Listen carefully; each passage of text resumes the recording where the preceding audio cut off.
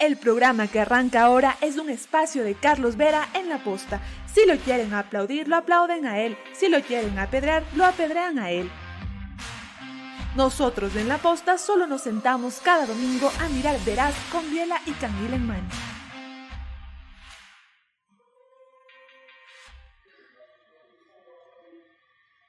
Bienvenidos a una entrevista crucial sobre el tema del momento, respecto al cual queremos indagar qué ingresos va a generar, a costa de quién, con qué beneficios y sobre todo, si hay alternativas que no sean subir, crear o modificar impuestos, pero siempre hacia arriba. Carlos Julio Emanuel, ¿cómo responde esta primera inquietud? Me parece importante ver las alternativas, Carlos. Creo que una reforma tributaria que aumente impuestos va a contracorriente, no solo de lo que ocurre en el Ecuador, sino de lo que te dice la teoría y la práctica económica. De eso vamos a hablar en la próxima hora con alguien que ha sido gerente del Banco Central, ministro de Finanzas y economista del Fondo Monetario Internacional, contratado por el fondo, no en representación del país o becado después de arruinar la economía aquí, de 1973 a 1978.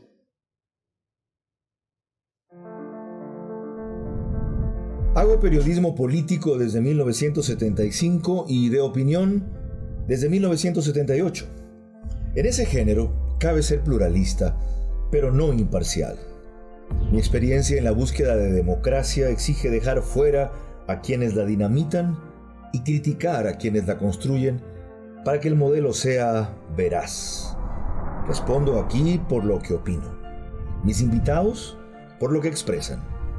Nada de eso compromete o representa a este medio.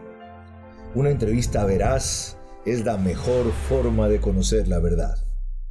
A eso los invito. Ahora. Este espacio veraz se emite gracias a Vaporex, Telconet Latam, Solga, 70 años.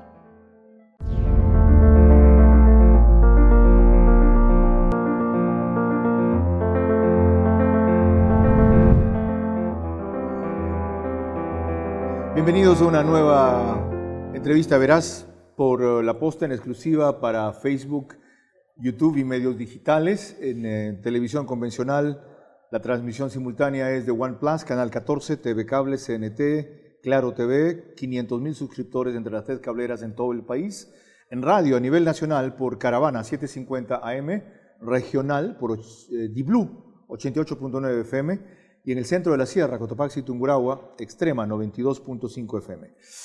El domingo pasado hicimos una pausa por el feriado. El antepasado les ofrecimos el reprise de la entrevista de Teresa Arboleda, que tuvo una inusual cantidad de solicitudes para volverla a pasar, y aunque eso ya no estila en la televisión actual, puesto que el programa queda colgado y lo pueden ver las veces que quieran, hay sin embargo un grupo habitual de televidentes de este programa o de seguidores que les gusta ver cuando lo ponen al aire en ese instante y no cuando queda colgado. Aclarado aquello, estamos colgados nosotros. Otra vez más impuestos. Cuando la promesa fue notarizada, con casi 12 de ellos, no subirlos, bajarlos en algunos casos y eliminarlos en otros. Pero quiero empezar, economista Emanuel, tras agradecerle por su presencia y darle la bienvenida, por pocas precisiones cortas para ver si luego tiene sentido esto. 1. ¿Hay un déficit presupuestario grave? ¿Hay? Hay un déficit presupuestario, sí, por supuesto. ¿De cuánto es más o menos? Bueno, el año pasado fue 7.000 y para la proforma del próximo año se prevé alrededor de 3.700. ¿Debe ser una aspiración de este país eliminar el déficit? No debe ser un objetivo de la política económica. El déficit fiscal es consecuencia de todo lo demás que tú hagas en economía. Si tienes una economía en crecimiento, el déficit se elimina. Eliminarlo no debe ser un objetivo necesariamente, sino una consecuencia. ¿Reducirlo, como esperan en los próximos 2 años, debe ser un objetivo?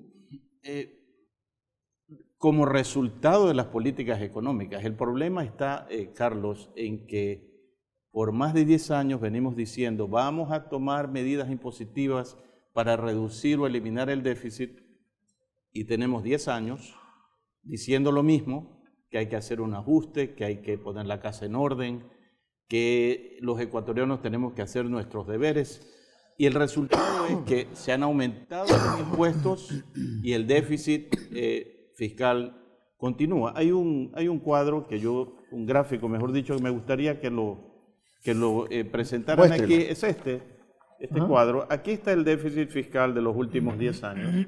O sea, pese a todo lo que se ha hecho, el déficit fiscal continúa. Ok. No es verdad que con las reformas que se han hecho hemos eliminado el déficit. Hay una aclaración que hacer ahí. La forma de eliminar el déficit es el crecimiento de la economía. El crecimiento. Pero el crecimiento de la economía es un proceso. Y ahorita tenemos una presión urgente para pagar salarios, 1.300, 1.500 millones de dólares el próximo mes. En diciembre, si no llega el egreso o el nuevo crédito, desembolso le llaman, como si fuera un regalo, del Fondo Monetario Internacional, tal vez no se cumplan los compromisos en diciembre y tendremos una explosión social peor que la que acaba de superarse. Carlos, al mismo tiempo que estamos planteando una reforma tributaria, y me gustaría tal vez enfocar un poco más este tema. Hemos venido hablando de reformas tributarias en los últimos 14 años. Han habido 16 reformas tributarias. Cuando uno habla de reformas, se supone que tú lo que quieres hacer es corregir un error o corregir una equivocación, pero hacerlo más de una vez por año me parece un despropósito. Además, han habido más de 30 leyes que han modificado el sistema tributario ecuatoriano en los últimos 14 años. Es que todas se han hecho mal, pues por primera vez se va a hacer una bien. Bueno, eso definitivamente no es lo que yo pensaría, porque estamos planteando exactamente lo mismo del anterior. Bueno, ahorita vamos a probar que este señor es coherente. Esto que ha empezado a decir aquí, lo dijo hace poco en otra intervención. Escuchen al economista Carlos Julio Emanuel sobre este tema, aunque en un momento distinto.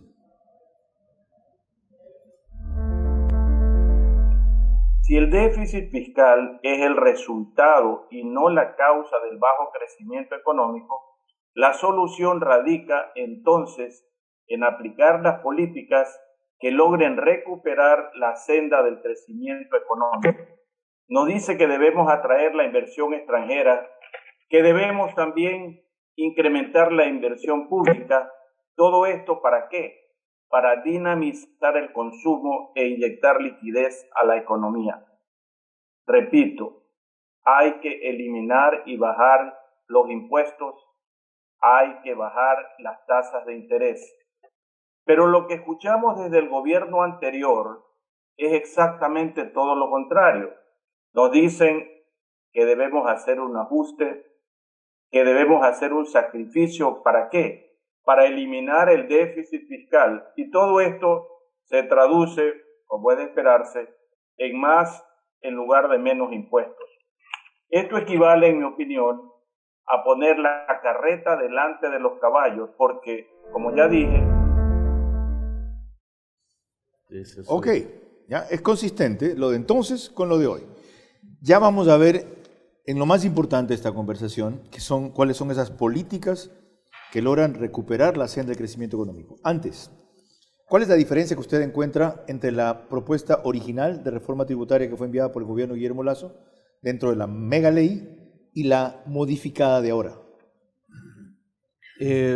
Bueno, han habido variaciones en cuanto a ciertos porcentajes, pero el objetivo es el mismo, aumentar los impuestos en el área del impuesto a la renta. ¿Pero a quiénes? ¿A quienes ganan más de $2.000 al mes? Bueno, es que ese es un problema, Carlos. Cuando uno dice que los que ganan más de $2.000 al mes son los más ricos del Ecuador, uno siempre se pregunta, ¿comparando con quién? Esa es una estupidez que dijo el ministro de Finanzas. ¿Comparando Simón Cueva. con quién?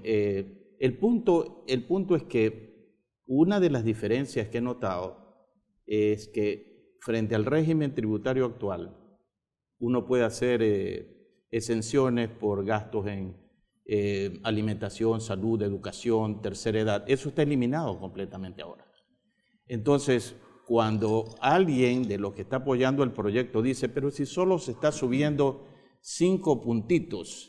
Sí, es verdad que se suben 5 puntos en cada franja, pero se elimina la posibilidad de las exenciones y se da un crédito tributario que puede ser no más de 500 o $1,000. En definitiva, no pagarán $137 por año quienes estén en el nivel de 2,000 de ingresos. De paso, dice quienes ganen $2,000 o más. Es quienes tengan ingresos por $2,000 o más, que no es lo mismo, ¿verdad?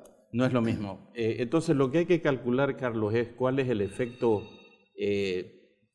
en el tributo que tienen que pagar estas personas que ahora ya no pueden deducir de la base imponible todo lo que antes sí podían hacer. Ajá, primera explicación importante.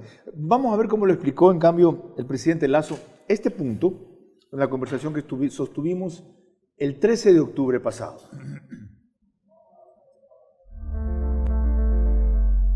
Que la reforma tributaria tal cual está, que va a ser sujeta de algunos cambios para evitar errores que se deslizaron, Qué bueno. impacta apenas al 3,5% de la población ecuatoriana.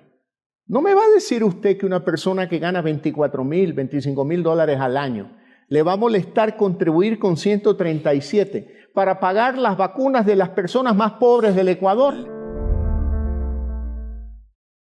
¿Ya no impacta solo entonces al 3,5% de la población ecuatoriana? Impacta básicamente en la clase media, Carlos. Es verdad, en el Ecuador tú tienes un 70% de la gente que no está incorporada en la población económicamente activa, que no está en la fuerza laboral. Entonces ya quita 70% de ahí porque no trabajan, no tienen ingresos. Del 30% restante, muchos no llegan al nivel de pagar impuestos.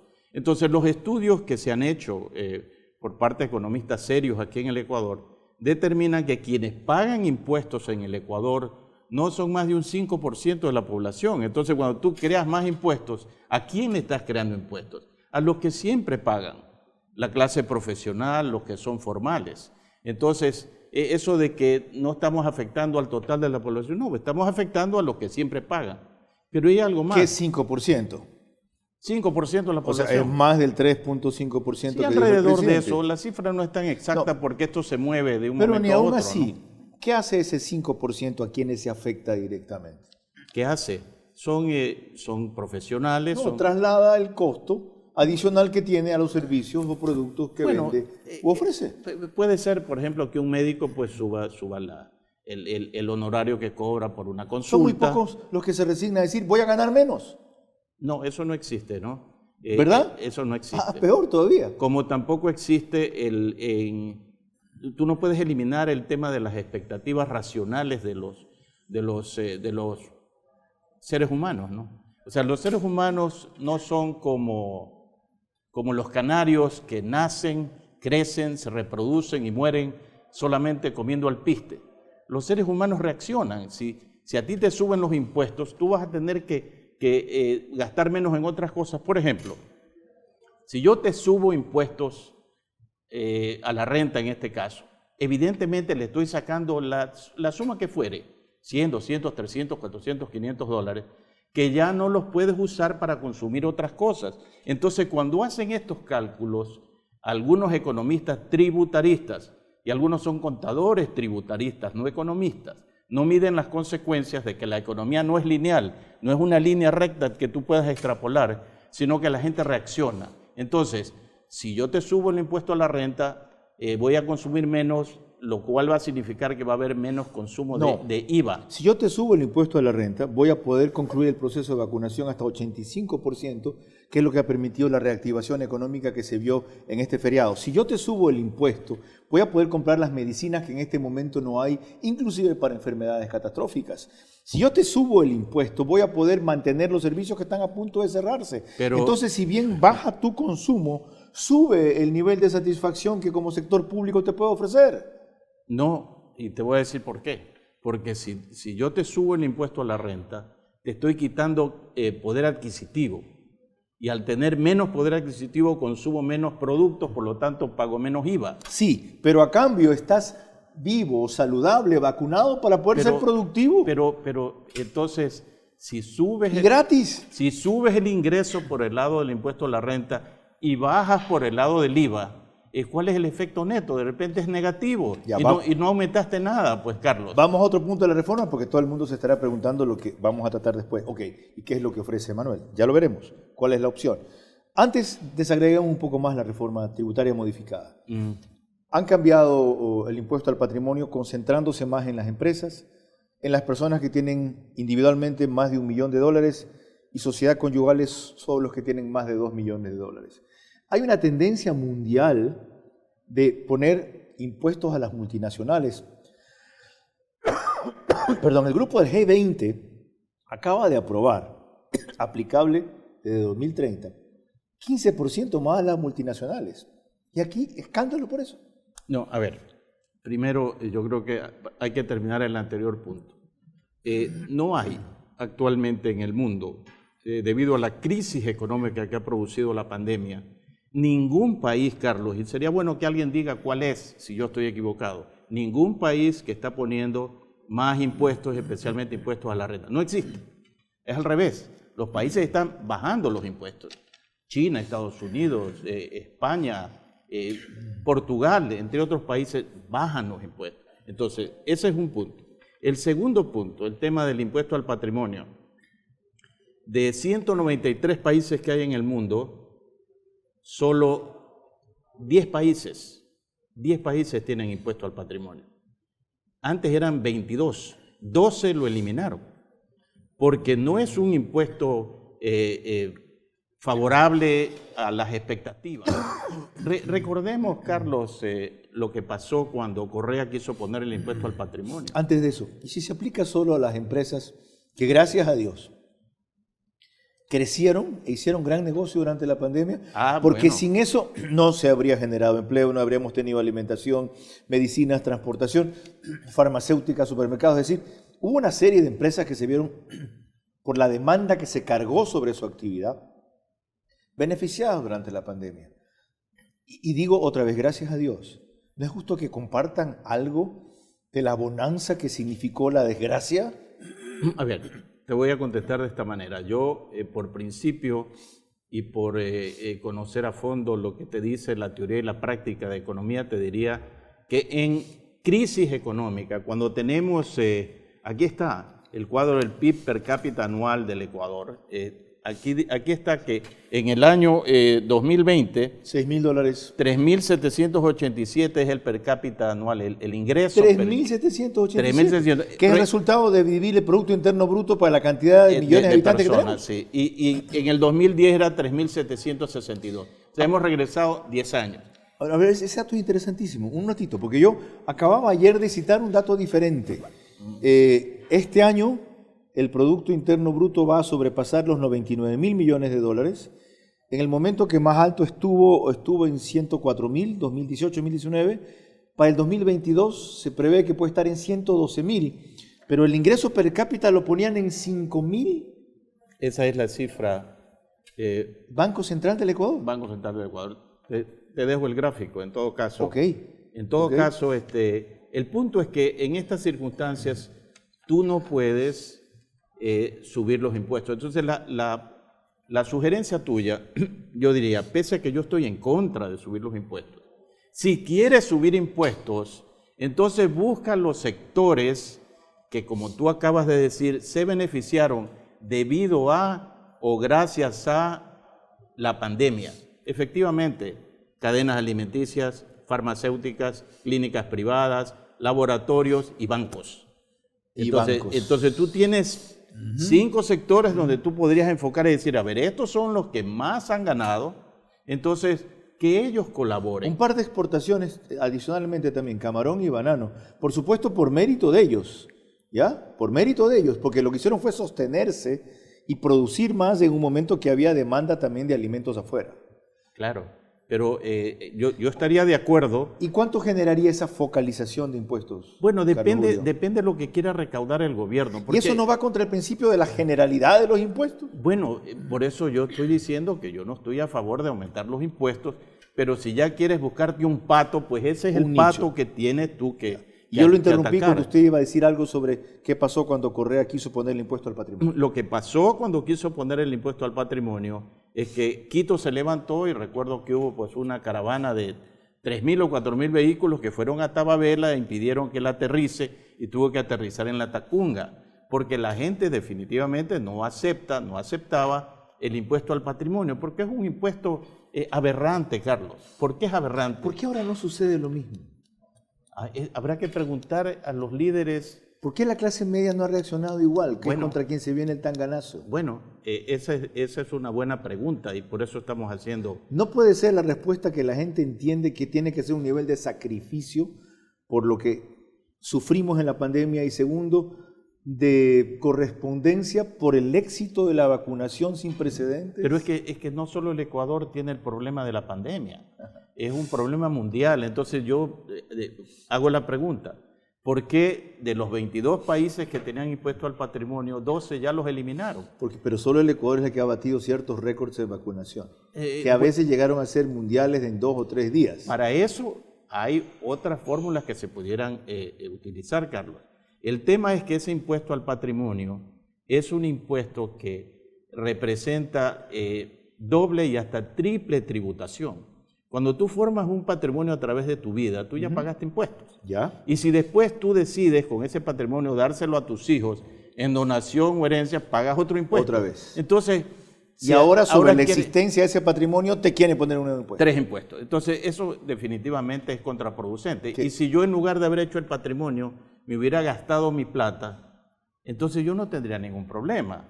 Entonces, es un impuesto distorsionante. Es un castigo al ahorro y a la inversión. Exactamente, es lo que iba a decir.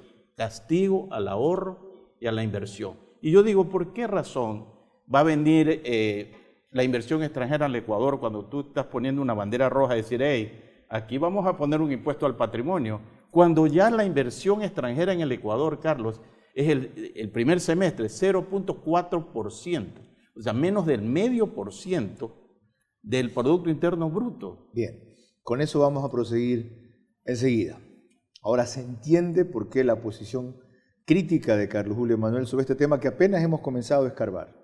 Esto llamada Ley Orgánica de Desarrollo Económico y Sostenibilidad Fiscal, que aquí la estamos llamando Reforma Tributaria.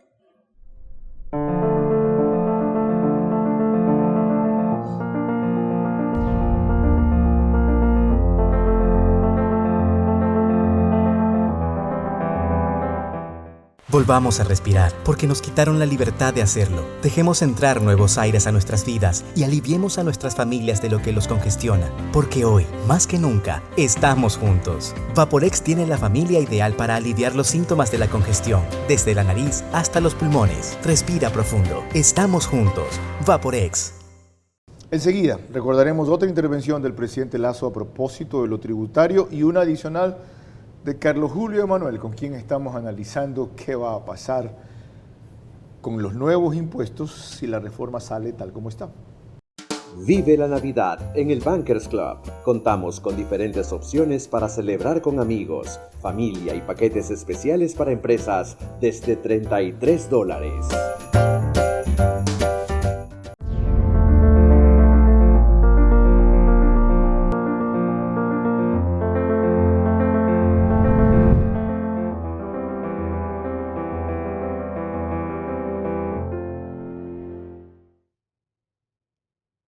Esta es una entrevista veraz al economista Carlos Julio Emanuel, ex ministro de Finanzas, fue gerente del Banco Central y en el periodo 73-78, economista del Fondo Monetario Internacional, contratado por ese organismo internacional al cual nunca volvió, no becado por el Ecuador.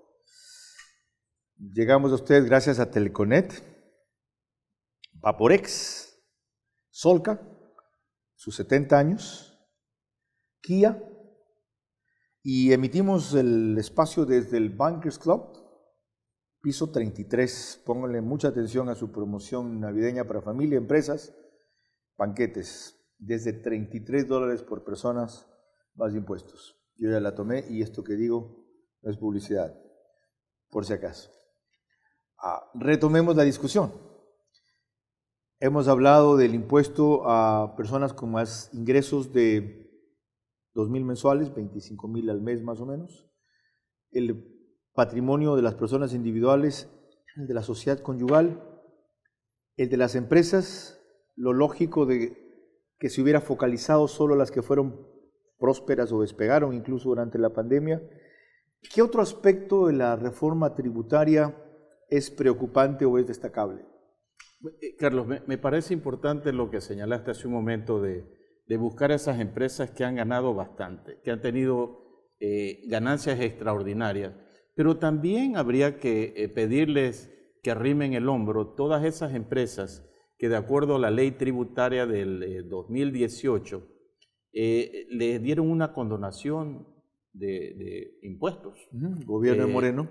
En el artículo primero de esa ley, que curiosamente, ¿me permites leerla? Se llama Ley Orgánica para el Fomento Productivo, Atracción de Inversiones, Generación de Empleo y Estabilidad y Equilibrio Fiscal. Es que la burocracia tiene una habilidad para dar nombres pomposos. Encantadores de serpientes. Yo pregunto, ¿se generó empleo? No. ¿Hubo estabilidad y equilibrio fiscal? No. Pero sí hubo condonación de impuestos, según un estudio hecho por la economista Vilma Salgado, que lo he leído con mucho cuidado, por lo menos 1.500 y tal vez hasta 4.000 millones de dólares de perdón de impuestos.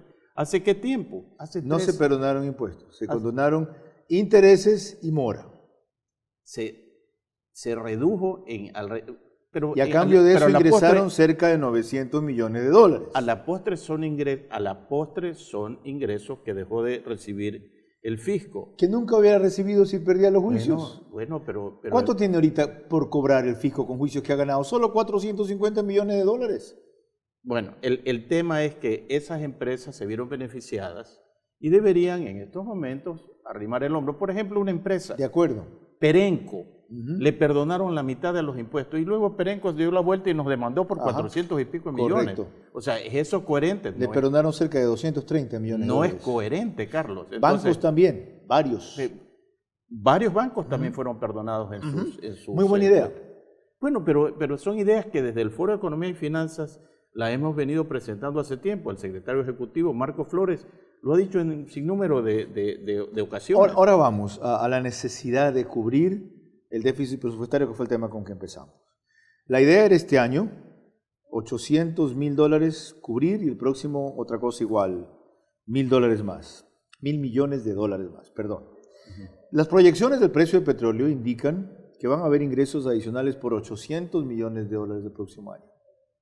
¿Ya? Según vamos a escuchar al presidente Lasso, la economía se está reactivando. Hay buenas señales. Pasemos a eso, para ver qué sentido tiene si las previsiones son que el crecimiento ha empezado, aunque no despegado. En todas partes ha empezado el crecimiento, de paso, no es un fenómeno aislado aquí. Comenzar a darle el tanganazo a la clase media, principalmente ahora. Una cosa es crecimiento y otro es rebote, ¿no? Ok, sí, estamos creciendo con relación al nivel que habíamos bajado. Eso es un rebote. Ya, ok. Buena precisión. Escuchemos al presidente.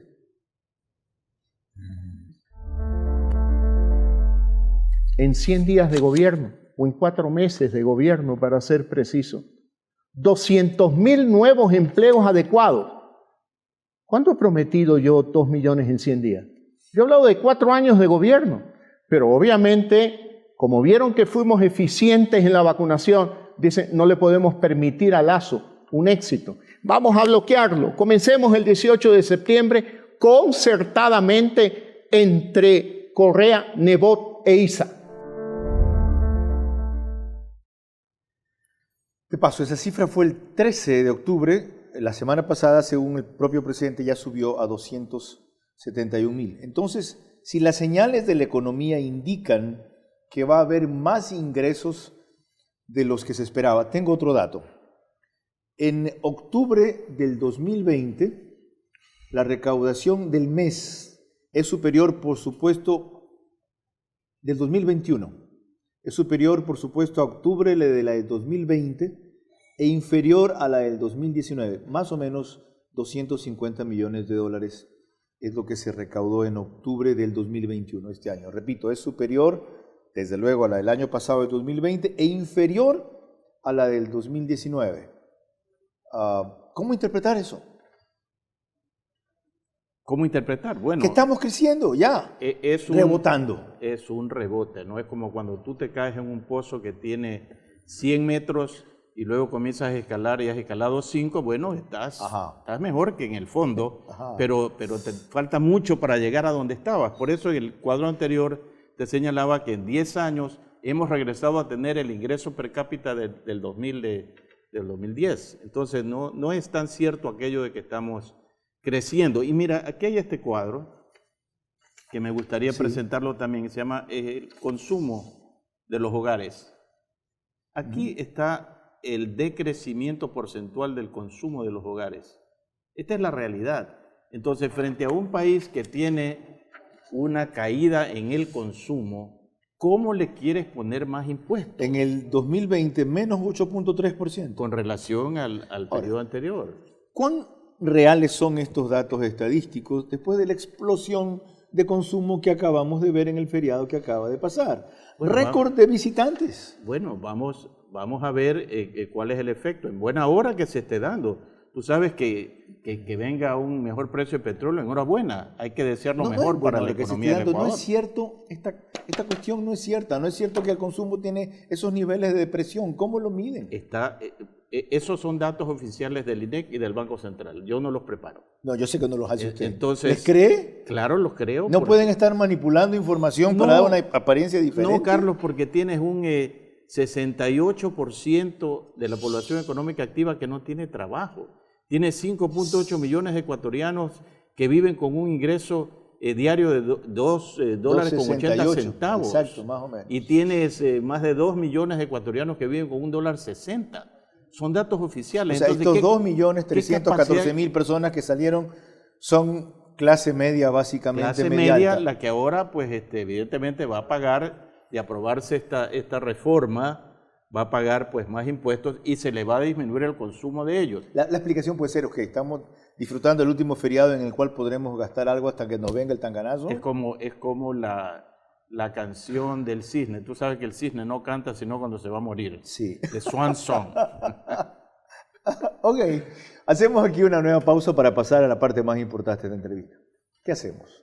¿Cuáles son las alternativas? Carlos Julio Emanuel comenzó diciendo que las hay. Las vamos a explorar enseguida, más allá de algunas menciones que ya se han hecho.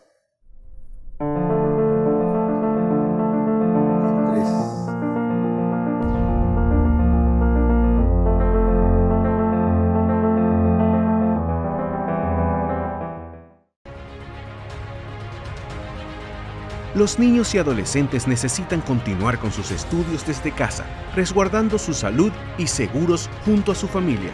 Es por esto que hemos implementado más de 1.700 nuevos puntos de Internet Wi-Fi gratuitos para su uso y disponible las 24 horas del día. Lograremos salir adelante durante estos tiempos difíciles. Telconet Latam. Somos más. Enseguida, lo más importante de la entrevista. Las alternativas que no sean más impuestos. Hoy Solca cumple 70 años y Mariuxi 1 año en tratamiento de su cáncer. Como ella, son muchas las personas que han confiado en la labor de Solca. Hoy somos la institución con más experiencia en la detección temprana, diagnóstico y tratamiento del cáncer en el Ecuador, lo que ha hecho posible que miles de personas venzan la enfermedad. Solca, 70 años dando esperanza de vida.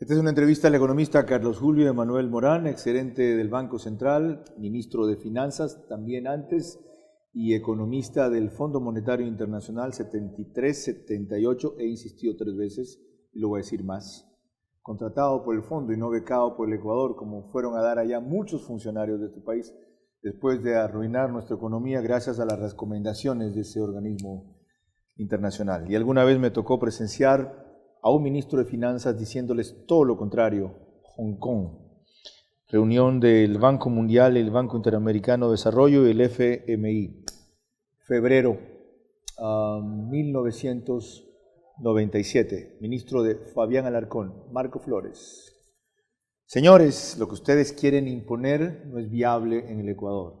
Hay condiciones políticas y sociales que tengo que considerar y no solamente las políticas en abstracto.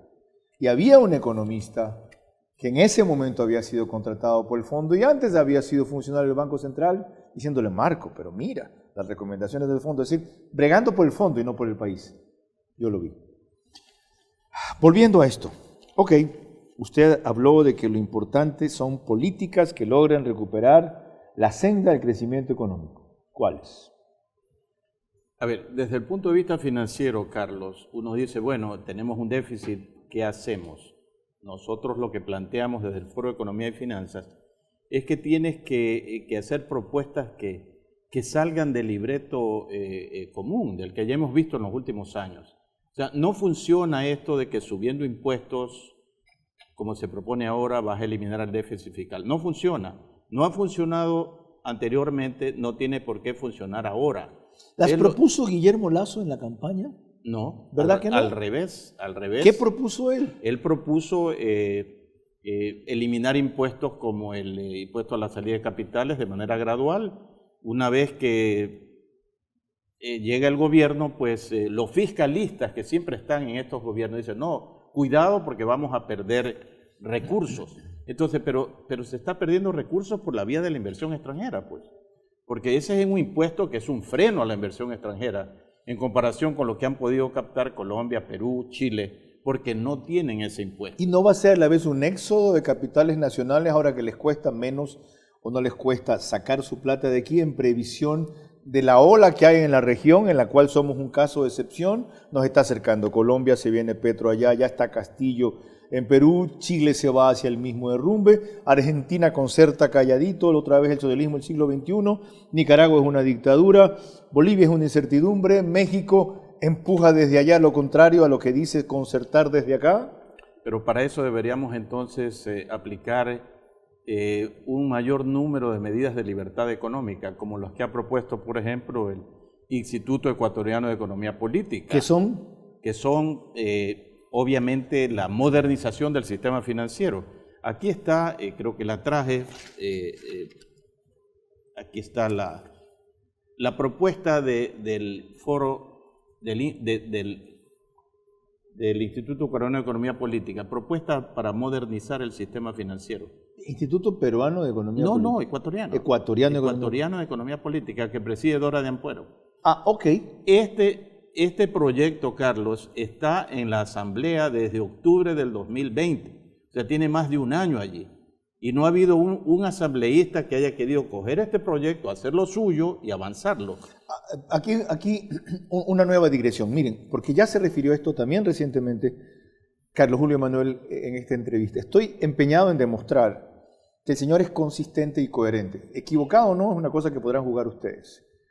Pero fungible, voluble, maleable, según los tiempos y la moda, no es. Vean.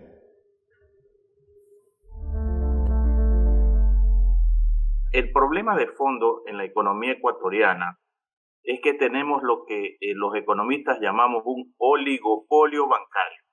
Es decir, 4 o 5 bancos son los que tienen la mayor capacidad de manejo en el sistema crediticio del país.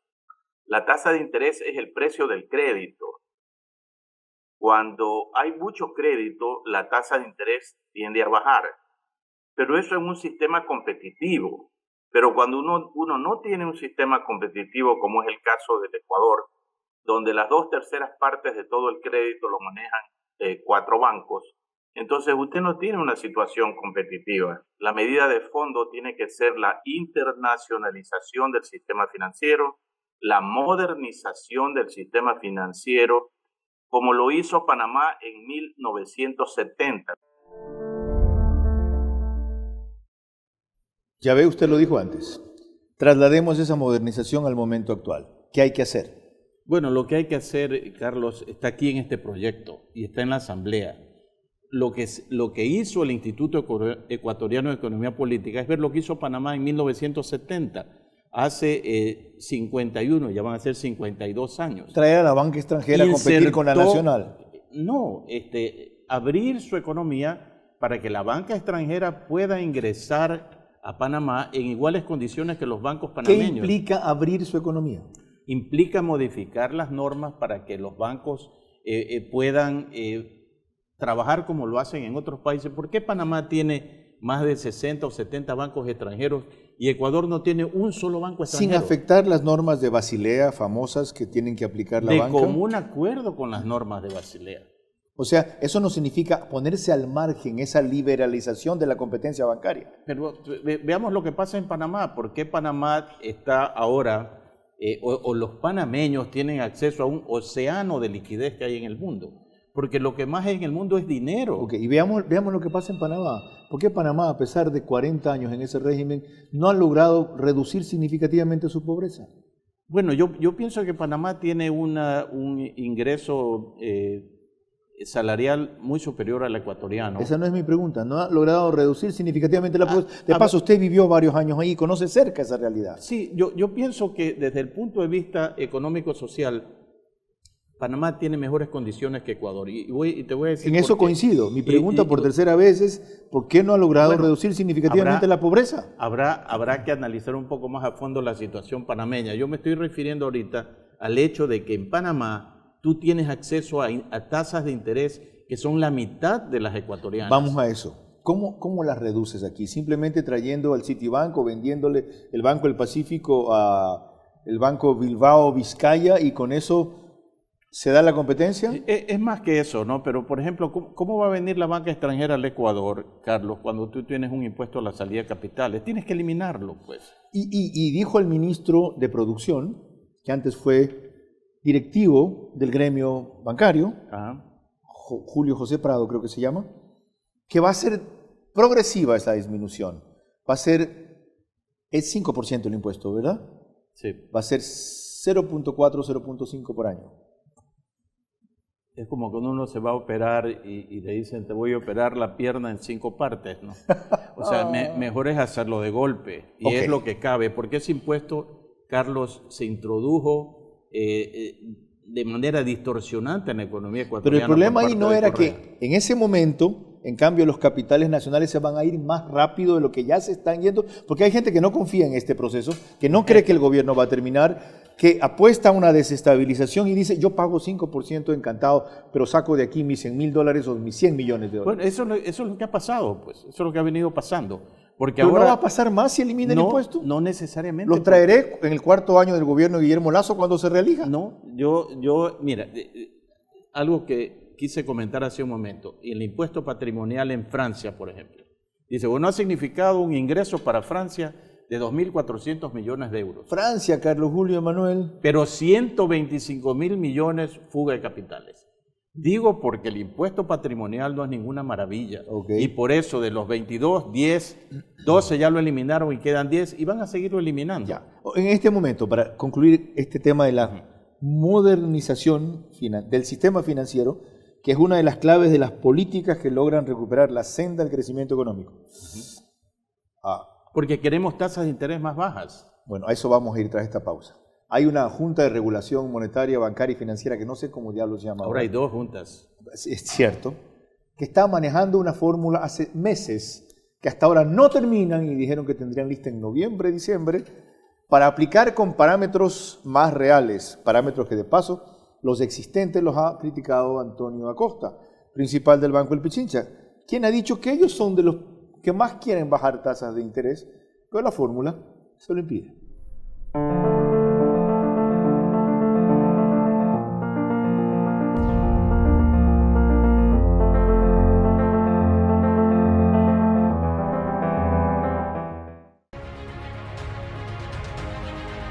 Los niños y adolescentes necesitan continuar con sus estudios desde casa, resguardando su salud y seguros junto a su familia.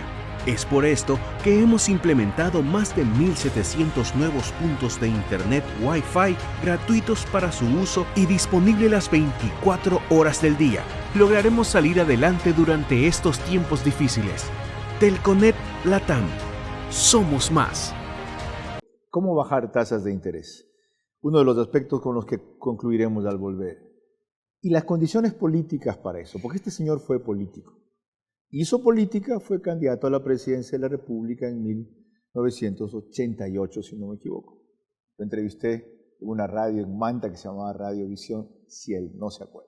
Volvamos a respirar, porque nos quitaron la libertad de hacerlo. Dejemos entrar nuevos aires a nuestras vidas y aliviemos a nuestras familias de lo que los congestiona. Porque hoy, más que nunca, estamos juntos. Vaporex tiene la familia ideal para aliviar los síntomas de la congestión, desde la nariz hasta los pulmones. Respira profundo. Estamos juntos. Vaporex.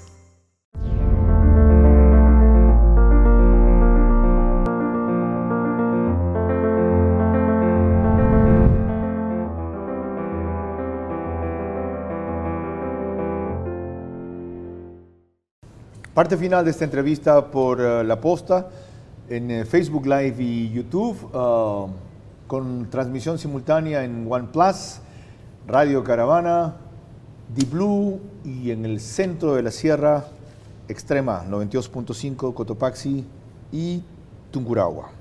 Completo lo que quedó pendiente respecto a qué hacer con esta Junta de Regulación Financiera, Bancaria y Monetaria, creo que también se llamaba, aunque no tenemos moneda, sobre una fórmula que estaban trabajando para bajar tasas de interés. Ya que esa es la decisión, es decir, bajar tasas de interés por decreto prácticamente, ¿cómo debería manejarse? ¿Cuáles son los parámetros a considerar?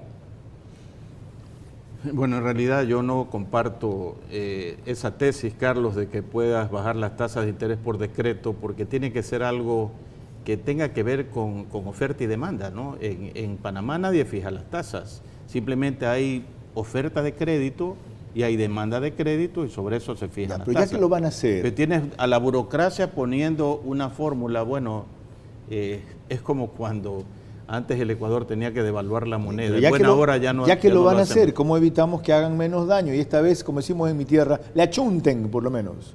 Mira, honestamente yo no tendría una recomendación, salvo que ellos se metan más a fondo en ver la manera de internacionalizar el sistema financiero. Gracias. Que vaya una delegación a Panamá y vean cómo lo hicieron, qué cosas se pueden aplicar de Panamá acá. Ahí están en este proyecto que acabo de mencionar, pero todo es perfeccionable. Lo entiendo. Y esa me parece de paso una honesta respuesta. No me pidas a mí aportar a una fórmula que no creo. Ok. Otro. Dos cuestiones importantes de lo que es esa propuesta del IEEP. El índice de libertad económica, ¿por qué es importante ese parámetro? Mira, el índice de libertad económica es preparado todos los años por una fundación de Washington, que es la Heritage Foundation, la Fundación Heritage. Ellos analizan la libertad económica basada en 12 parámetros en el mundo entero. El último de este año, del 2021, entre 178 países, Ecuador está en el puesto 149. Es decir, estamos en un nivel básicamente de represión de libertad. ¿Aún en el régimen de gobierno Lazo? Claro. Esperemos ¿Eso es actualizado a qué mes? Hasta el mes de marzo que salió el índice. Ah, no, entonces no considera el gobierno nuevo. No, okay. no considera. Ya, okay. Pero de manera constante los países que salen en los primeros puestos son los que tú esperarías. Singapur, Hong Kong, Australia, Nueva Zelanda, Suiza, Irlanda. Los últimos puestos, el último de los 178 ¿Venezuela? Países... No, el último es Corea del Norte. Corea del Norte. Vicecampeón Venezuela. Vicecampeón Venezuela. Pero Haití, ¿no crees? Haití está cerca del Ecuador. ¿Qué significa índice de libertad económica? ¿Qué parámetros se miden? Mides, por ejemplo, la independencia del Poder Judicial, la separación de los poderes del Estado, si existe o no sobrecarga tributaria en los países, si existe estabilidad macroeconómica. Ecuador ha mejorado en ese índice gracias exclusivamente a la dolarización, que le da estabilidad macroeconómica. En todos los demás índices definitivamente luce muy mal. Uno de ellos también es la corrupción. Todo eso mide la Fundación Heritage. O sea, no son solo variables económicas, sino globales para ver cómo inciden en lo económico. Claro, porque la corrupción incide en lo económico. De ahí sale una pregunta que tiene que ver con lo que anuncié que iba a hablar, que es de política. Pero antes de eso, otros elementos que usted quiere destacar que plantea ese programa que a su juicio son más radicales todavía. Bueno, en el Foro de Economía y Finanzas hemos venido considerando, no ahora, desde hace tiempo, y fuimos los primeros en hacerlo, hace unos 3, 4 años, que decíamos que la deuda externa, tal como estaba planteada, no tenía sostenibilidad, es decir, iba a causar problemas a la economía ecuatoriana como los ha causado. Si tú miras el próximo periodo de 5 años, 2021-2025. Ya Martínez nos descongestionó para eso. 5 años de gracia, que no tenemos que pagar nada en la renegociación de un tramo de la deuda. Bueno, entonces es importante que la ciudadanía sepa que para los próximos 5 años Ecuador tiene que pagar más de 35 mil millones de dólares en materia de deuda externa, capital e intereses. Promedio de 6.000 por año. 8.000 por año. 8.000 por año. Claro, un poquito menos. Casi. Entonces, ¿producto de qué? Producto de que la reestructuración se la hizo en la dirección correcta, pero fue insuficiente. Es como decir, es bastante, pero no alcanza. ¿Cuánto hubiéramos tenido que pagar si Martínez no renegociaba la deuda? Mucho más, pero es que lo que pasa es que si ya los acreedores aceptaron sentarse contigo para reestructurar, había que hacerlo bien, de una sola vez, pues. ¿No un gobierno débil como el de Moreno? Bueno, lo que pasa es que hay algunas otras cosas que vale la pena recordar. Martínez pagó los bonos 2020 al 100% de su valor cuando valían 30% en el mercado. Justo cuando iba a hacer la reestructuración de la deuda, debió haber ido ese paquete a la reestructuración. Decidió prepagar 2 créditos que se vencen recién el próximo año y el siguiente, de más de 2.000 millones de dólares. Uno de ellos con Credit Suisse y el otro que era Morgan Stanley. Entonces no se hicieron las cosas bien. Qué bueno, no se hicieron las cosas bien. ¿Eso está mal o eso es corrupto? Corrupto, yo diría que es corrupción. Okay. Es corrupción. ¿Y la Asamblea lo salvó de un juicio? La Asamblea, había creo 5 probables interpelaciones de Richard Martínez que no se dieron, y ve esta interpelación inocua de René Ortiz en lugar de la otra que era una interpelación pepa, porque definitivamente... ¿Y el asesor de Richard Martínez es el ministro de Finanzas ahora? El señor Cueva ha sido asesor, ha sido parte del grupo, igual que el señor Augusto Latorre. ¿Lo que significa qué? Lo que significa que tenemos una continuidad en el manejo de la política económica, eso no es ningún secreto. ¿Es decir, Guillermo Lasso no tiene un ministro que represente lo que él nos vendió en la campaña? Bueno, ciertamente lo que se dijo en la campaña es muy diferente a lo que se está haciendo en la actualidad. Mi pregunta es, ¿Guillermo Lasso no tiene un ministro de Finanzas que represente lo que él comprometió en la campaña? No con el actual, pues ciertamente no lo tiene. Pues, ¿no? Y vamos a la parte que le decía. Esto tiene que ver con política. Usted reclama que seamos cercanos a Singapur, me cita Francia, habla de los países nórdicos. Por Dios, esto es Ecuador. Claro. Estamos en otro planeta. ¿Por qué no se ubican ustedes? Y citando a Alejandro Sanz, no me pidas más de lo que puedo dar. A ver, pero Guillermo Lasso no tiene mayoría en la Asamblea. Perdió a su aliado en buena hora que se quería ir con Correa. Ya hay una serie de amenazas internas. ¿Y ustedes quieren un programa liberal radical aquí? No, nada de liberal radical, pero si queremos hacer comparaciones, vemos que Ecuador está en el puesto 149 y Chile está en el puesto 19. Medido a marzo. No tenemos el nuevo indicador. Yo pregunto, ¿por qué los chilenos pueden y han podido hacer mejor las cosas? Chile, por Dios, campo? Después de 8.000 o 80.000 muertos, con una dictadura de 19 años de Pinochet, y después de una transición en que se puso racional la gente, desde los demócratas cristianos a los socialistas, ¿cómo podemos comparar eso? Aquí no hemos tenido, a Dios gracias, un régimen sangriento como el que hubo allá, que le hizo aprender a ese país con sangre lo que aquí no entendemos todavía. No, lo que ¿Usted quiere eso? Yo pienso que los chilenos no han entendido todavía que ellos estaban en mejor situación de lo que esperaban, que se había mejorado el índice de pobreza. Claro, no se puede comparar con Suiza, pero habían mejorado de manera... ¿Por qué? Porque hay una generación en Chile que tiene entre 30 y 50 años de edad que nunca vivió esos procesos, que nació en un país con todo disponible y que le pareció insuficiente. Bueno, ese ya es un problema que tendrán que resolver los chilenos. No, ese es un problema nuestro, porque vamos a lo mismo nosotros, economistas. Pero la comparación también la podemos hacer con Colombia o con Perú, que están en el orden de 40, 45 en el índice de libertad económica. ¿Y sabe lo que se pregunta cierta gente cuando lo oye usted proponer lo que propone? ¿Por qué no hizo Carlos Julio Manuel cuando fue ministro de Finanzas lo que dice ahora? Más allá de la buena renegociación de la deuda, usted y Francisco Sued. Pero por supuesto que hicimos. Por ejemplo, la ley de responsabilidad fiscal fue obra del tiempo ¿Una ley? ¿Por qué no transformaron el sistema financiero? Como hay una frase muy común que dice que no hay mejor idea que aquella a la que le ha llegado su momento. Hay ideas que funcionan cuando le llegue el momento, Carlos, y por eso a mí también me tocó, siendo gerente de Banco Central, proponerle a Febres Cordero en el 87, cuando se rompió el oleoducto por el terremoto, que suspenda el pago de la deuda. Y ahora nosotros en el Foro de Economía y Finanzas estamos diciendo que hay que ir a un diferimiento de la deuda externa, que es lo que estábamos tratando hace un momento. Y ese sería el gran alivio que necesitamos en vez de chantarle más impuestos a la gente. Exactamente. Solamente de los 35,000 y pico de millones que hay que pagar en los próximos 5 años, 11,000 y pico son intereses. Y ya el G20 está diciendo que está bien ir a una moratoria de los intereses de la deuda. ¿Por qué no nos enancamos en esa propuesta? Fascinante. Una cuestión final. Entre las tantas cosas densas pero breves y valiosas que usted acaba de decir, yo no recuerdo en los tiempos recientes una conversación con un actor público como usted de esta intensidad y profundidad, sin ánimo de elogiar el tratamiento, sino de destacar el personaje.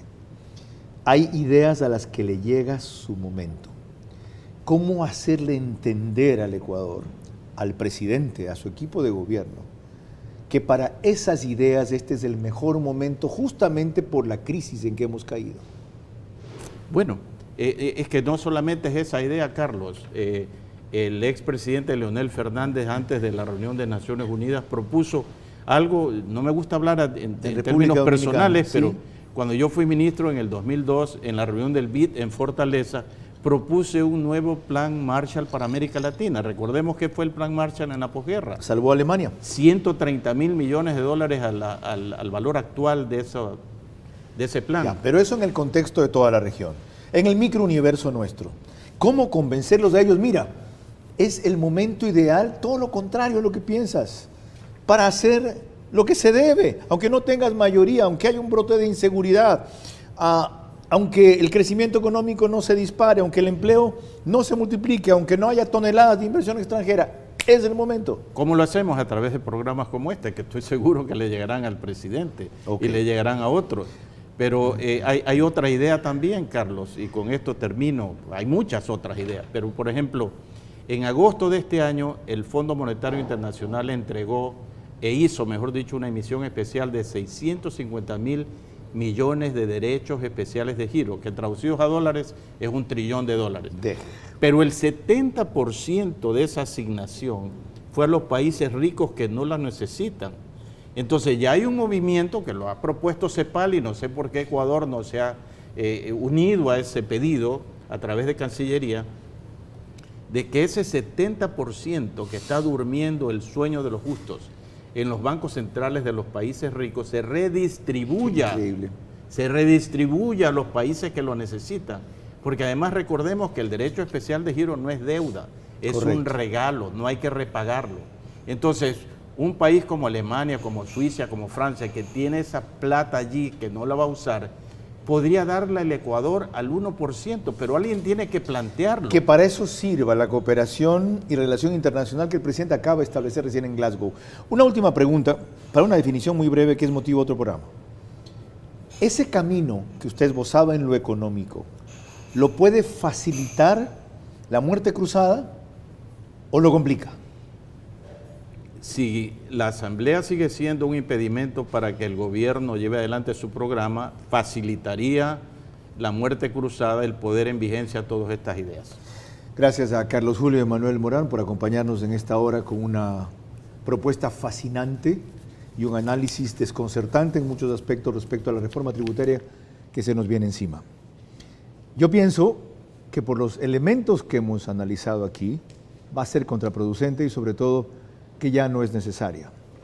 Y que para retomar la última parte de la conversación, el presidente tiene en el agudizamiento de la crisis por los factores aquí citados la mejor oportunidad de retomar el camino por el cual votamos, que no era más impuestos, era reducirlos o eliminarlos.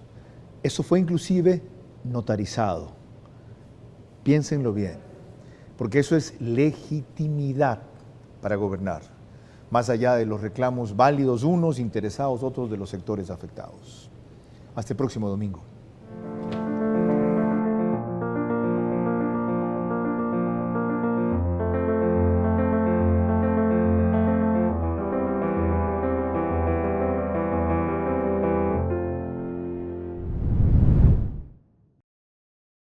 Transmisión simultánea, OnePlus.tv, Radio Caravana 750 AM, T-Blue 88.9 FM, Radio Extrema 92.5 FM en Cotopaxi, Tungurahua.